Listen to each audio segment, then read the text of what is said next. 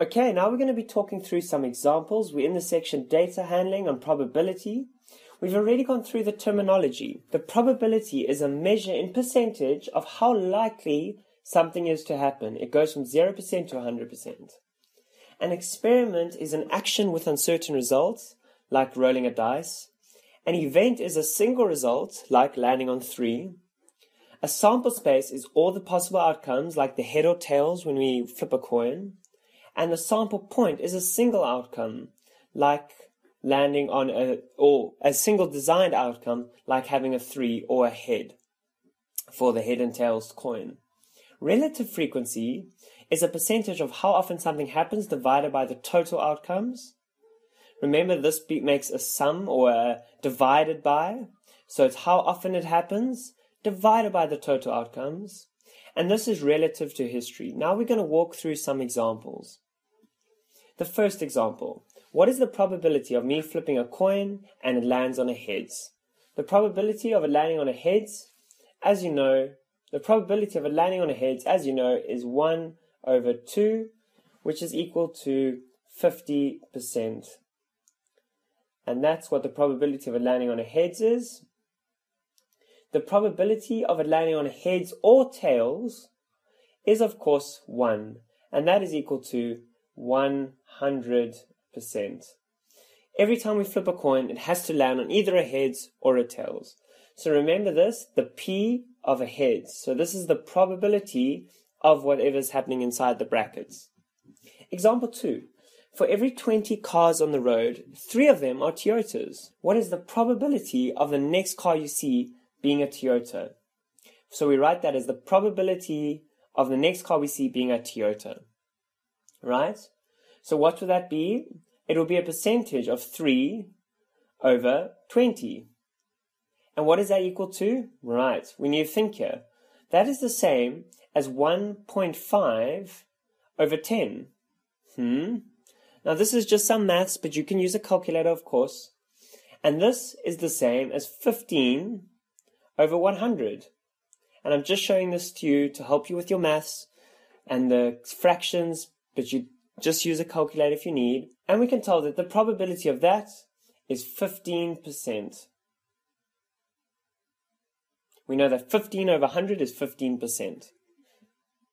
Okay, let's clear that. Now give it a try yourself. Now you roll a dice. What is the probability you'll get a number less than or equal to 4? So the possible numbers you could get are 1, 2, 3, 4, 5, or 6. 1 is less than or equal to 4, 2 is less than or equal to 4, 3 is less than or equal to 4, 4 is 4, that's fine, 5 is not, and 6 is not. So we essentially want to get 1, 2, 3, or 4. So the probability of getting less than, that's a bad P, or equal to 4, this is my less than symbol, which we'll go over in the future examples. The probability, or not future examples, future videos, the probability of being less than or equal to 4 is equal to 4 out of 6. Now this is due to the fact that 4 of these numbers we consider great, those are what we want, and 2 are not. So the total is 6, so 4 out of 6. 4 out of 6 is exactly the same as 2 over 3. And you know that 2 over 3 is 66.66 recurring, put a little dot at the top, percent. A little dot there. And that's that answer. Okay. Now let's look at the example. What is the probability of the dice landing on 3? So the probability or likelihood of this happening, what is that? And we know that we write with P of the dice landing on 3, and we've dealt with this one, is 1 over 6. Right? It was just a quick one to refresh you.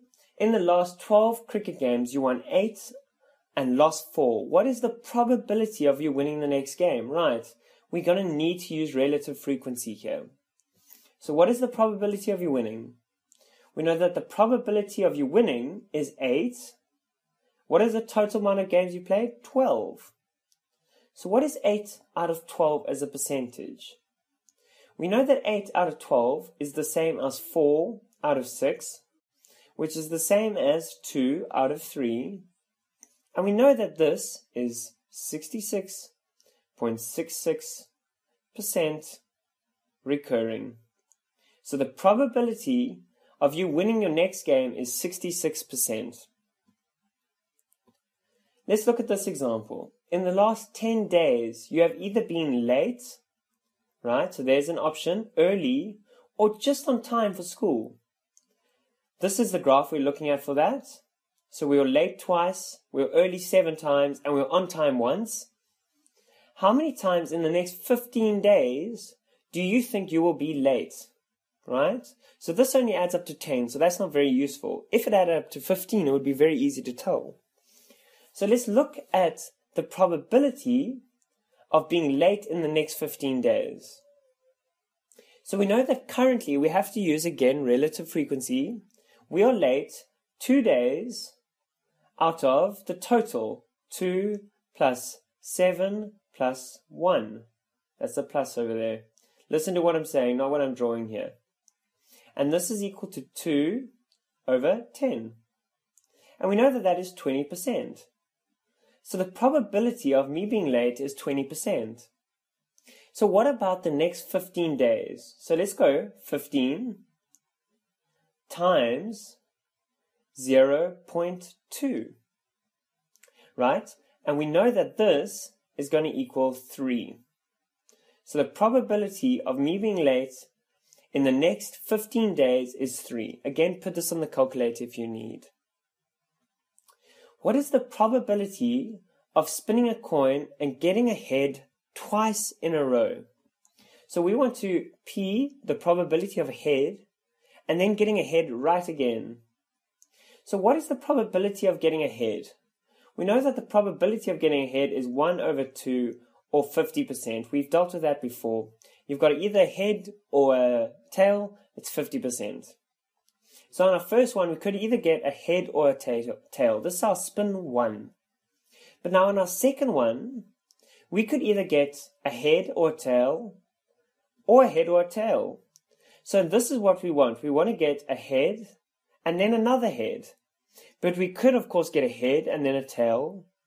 We could, of course, get a tail and then a head, or then a tail and then a head again. So there's 4 possible outcomes. It could be head, head. That's the one we want. Head, tail, tail, head, tail, tail. We only have one desirable outcome. So the probability of getting a head, then a head, is 1 out of 4. And this is 25%. Now, something a little bit further to extend your knowledge, we could have worked this out very easily by just timesing these two probabilities together. So the probability of getting a head the first time, we know, was 50%, 1 over 2. The probability of getting a head the second time was 1 over 2. And the probability when you times them together is 1 over 4, and that's 25%. You know that when we times fractions, we times the top and we times the bottom. So 1 times 1 equals to 1. 2 times 2 equals to 4. Great. Number 8. What is the probability of you rolling a 1 on your dice and then a 6 afterwards? So just like the example we've just had, but now a 1 and then a 6. So the probability of 1 and a 6. What is the probability of a 1? We know that that is 1 over 6, or 16.6%. We know that is the probability.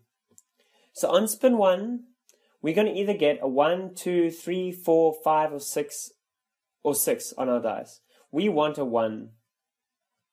On our second throw, we could either get a 1, 2, 3, 4, 5, 6. We want a 6. Right? We could also throw a 2 and then get a 1, 2, 3, 4, 5, 6. So you must imagine that this is being drawn the same time at each of these numbers, just like we did with the heads and tails. Right? I just haven't drawn it in there.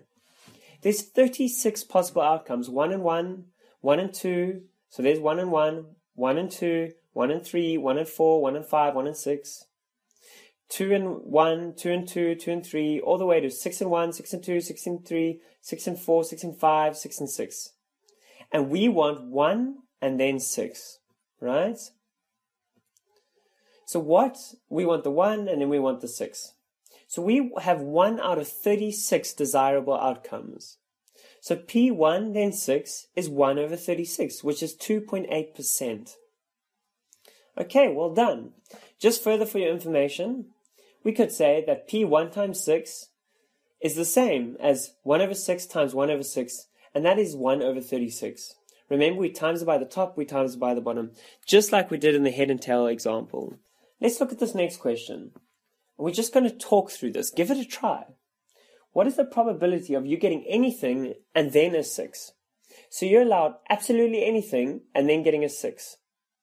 So what if you got 1 and 6? That would be fine. 2 and 6? That would be fine. 3 and 6? That would be fine. 4 and 6? That would be fine. 5 and 6? 6 and 6. So any of those are fine. So 6 of these are fine. So you would only need 6 out of 36, which is the same as 1 over 6. And that is our 16%. Right? What would the probability of getting at least 1 3? Now you must get used to these types of questions because these are the ones they love to ask you. So we need at least 1 3. So here we have 1 3. In the 2 we're going to have 1 3. In 3 we're going to have 6 3s anyway. 4 we're going to have 1 3. 5 we're going to have 1 3. And 6 we're going to have 1 3. So we're going to have a 3, a 3, a 3, a 3, a 3, that's 5, plus these 6. So that probability is going to be 11 over 36. And you can work out the percent for that. So what is the probability of at least 1 3? It doesn't matter which throw it was.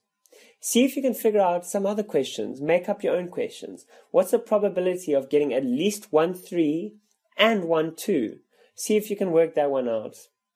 Well done, guys. I hope that makes you or helps you understand probability a bit better.